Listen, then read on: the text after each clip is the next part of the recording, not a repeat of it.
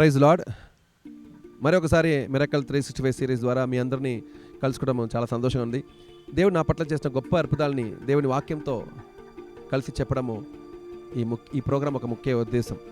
So ఈరోజు ఉన్న miracles ఏంటంటే ఈరోజు దేవుని వాక్యము కీర్తన గ్రంథం. యాక్చువల్గా నేను ఏ వాక్యం నంబర్ చెప్పలేదు, మొత్తం కీర్తన గ్రంథం, సామ్స్ ఫుల్ బుక్, మొదటి అధ్యాయం నుండి 150 అధ్యాయాల వరకు. అయితే దీని ద్వారా ఏం అద్భుతాలు జరిగిందంటే, ఇప్పుడు మీరు చూస్తున్నారు చాలా దోమలు తిరుగుతుందన్నమాట కళ్ళ నుంచి ఎడ మొత్తం. అయితే ఈ దోమల ద్వారా ఆల్మోస్ట్ 2-3 ఇయర్స్ నుంచి చూస్తున్నాము, చాలా డెంగ్యూ పేషెంట్స్ తయారయ్యారు. ఈ దోమలు కుట్టిన వలన డెంగ్యూ చాలా ఎక్కువ అయింది. ఇప్పుడు కూడా మేము ఈ రికార్డింగ్ చేసిన సమయం కూడా డెంగ్యూ చాలా ఎక్కువ ఉన్నది అనమాట.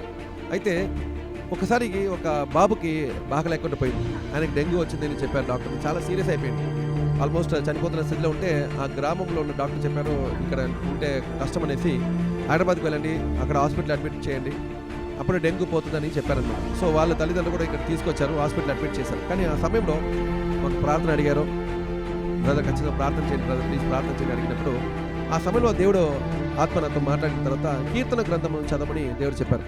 అయితే కీర్తన గ్రంథంలో చదువుతుండగా నీ బాబు స్వస్థత అవుతాడు.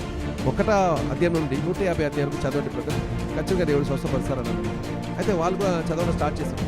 అదే సమయంలో దేవుని ఆత్మతో నేను చెప్పిన విషయాలు అంటే, రేపు పొద్దున మీరు చెక్ చేసినప్పుడు ఆ షో ఆల్మోస్ట్ ప్లేట్లెట్ కౌంట్స్ తగ్గిపోతుంది డెంగ్యూ వచ్చిన వాళ్ళు.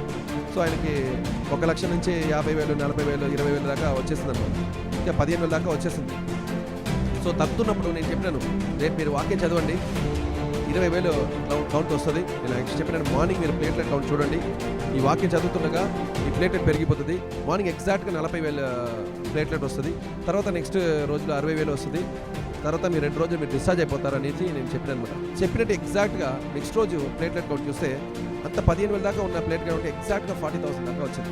తర్వాత నెక్స్ట్ రోజు 50 రావడం, చెప్పినట్టు ఏ రోజులో డిశ్చార్జ్ అవుతారో చెప్పినామో అదే రోజులో డిశ్చార్జ్ అయ్యారనమాట. సో ఇది సత్యమే. సో ఆ రోజు మొదలుకొని డెంగ్యూ పేషెంట్స్ ఎప్పుడు ఎవరు ఫోన్ చేసినా ప్రార్థన అడిగినా ఈ కీర్తన గ్రంథం చదవడము అలవాటు చేస్తాం. యాక్చువల్ చెప్పాలంటే ఈవెన్ సిక్నెస్ ఆల్సో, రోగాలు ఉన్న ప్రతి వారికి ఆ కుటుంబంలో ఆయన వాళ్ళు ఎక్కువగా ప్రేమించిన వారు ఎవరైనా సరే అదే హాస్పిటల్లో ఐసీయూ వార్డుల నుంచి బయట కానీ వార్డులు కానీ ఆ కీర్తన గ్రంథం చదవడము చాలా చాలా గొప్ప విషయంగా అర్థం జరిగింది. వాళ్ళు చదవడం చెప్పడం, ఆ చదివిన వల్ల ఇలా డెంగ్యూ అంతా వెళ్ళిపోవడము నేను కళ్ళారు చూస్తాను.